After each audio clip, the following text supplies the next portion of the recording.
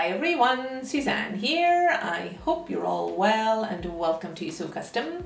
Today's video is a patterning one.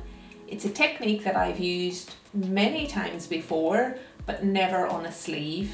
It's super quick, super straightforward to do. So if you're interested in seeing how I did it, then let's get started.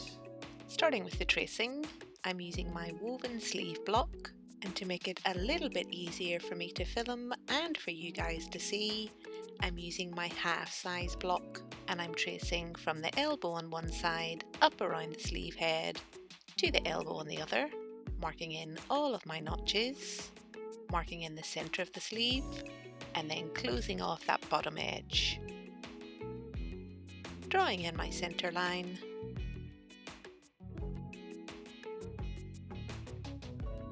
so that completes the tracing. Now on to the patterning.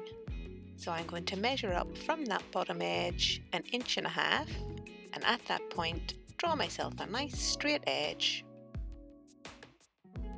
and on that line I'm going to measure from the center 3/4 inch on each side. Give myself a little dot, and then using these dots as my starting point, I'm going to draw in my slash lines.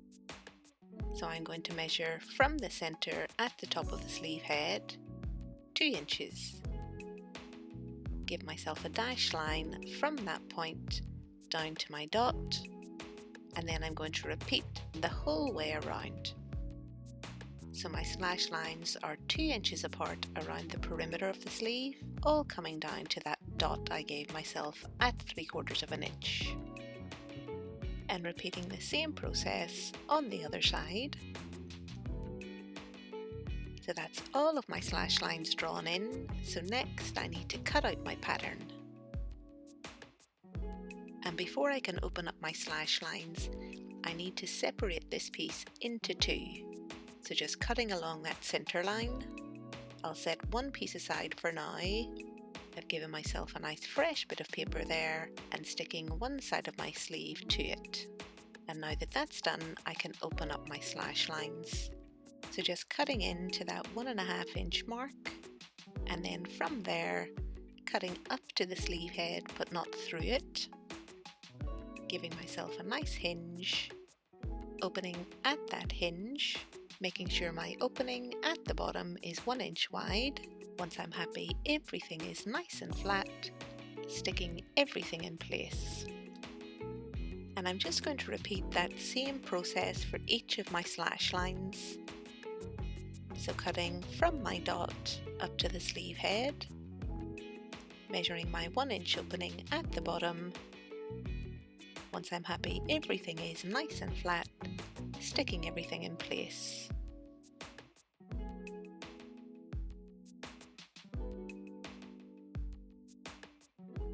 And just before I cut through my final slash line, I want to make sure that that 3/4 inch dot is really visible, so marking in a nice clear notch there. That will be very important later on when I come to sew. So that's all of my slash lines opened up.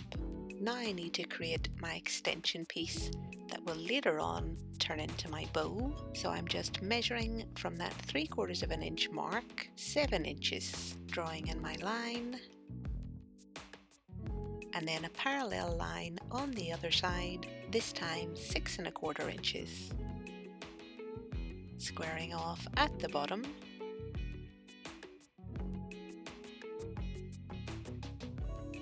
So that completes my extension. Now to give myself some seam allowance. So drawing in a 1 centimeter allowance the whole way around.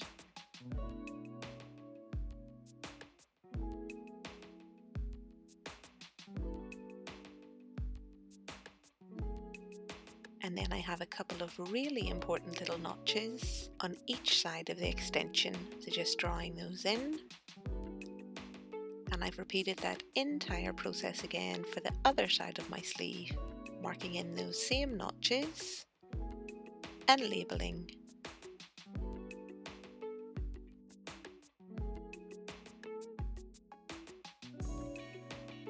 So this is my front and back sleeve, and I shall cut 2 of each.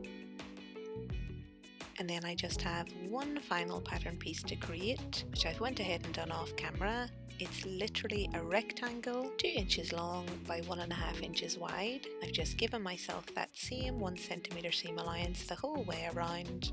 And with that, my pattern is complete and I'm ready to cut out some fabric.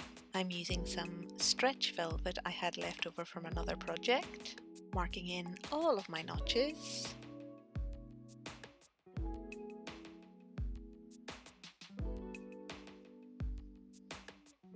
So that completes my cutting out.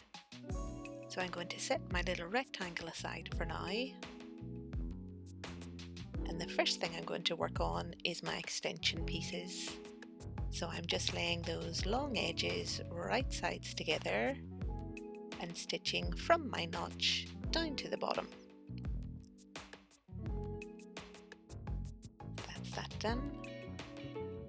And now to close off that bottom edge, I'm just making sure my seam is in the center and sewing here at my 1 centimeter seam allowance.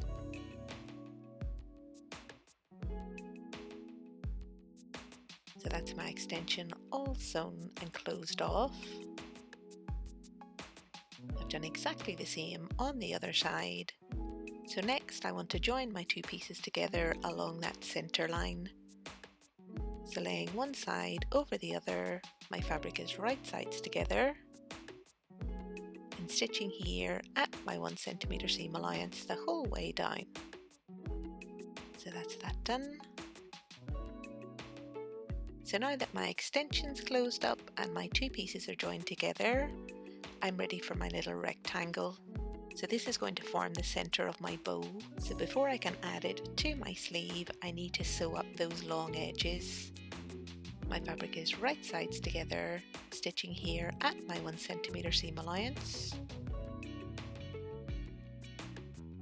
So I've pulled that through to the right side, and here just lining it up with the center seam in between my two notches. Stitching at my 1 centimeter seam allowance. So that's one side all attached. So now just to arrange each side of my extension, lapping one over the other. Fold over my little rectangle.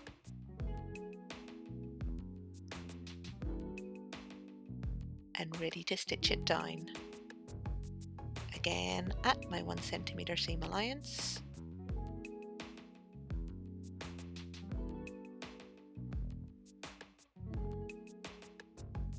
So now I have something that looks a little bit like a bow.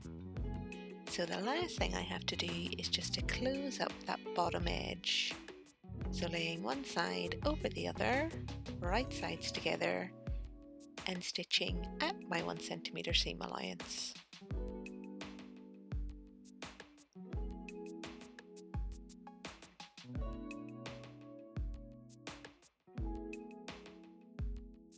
And with that, this little sleeve is complete. So I have that centerpiece of my bow all attached neatly. I've got my extension pieces forming each side of the bow. I've got those lovely folds in the fabric created by that slash and spread technique. And this is now ready to be added to a garment. So I'm super happy with how this has turned out.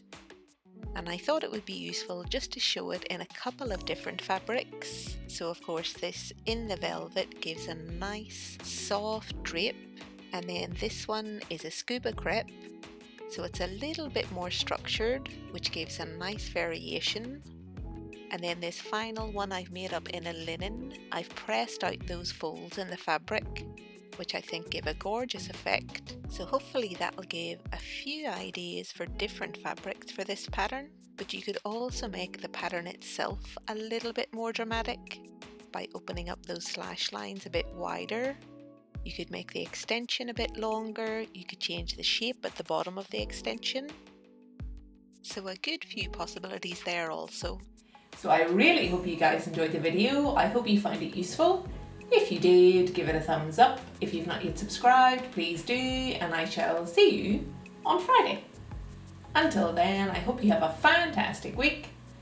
Bye folks!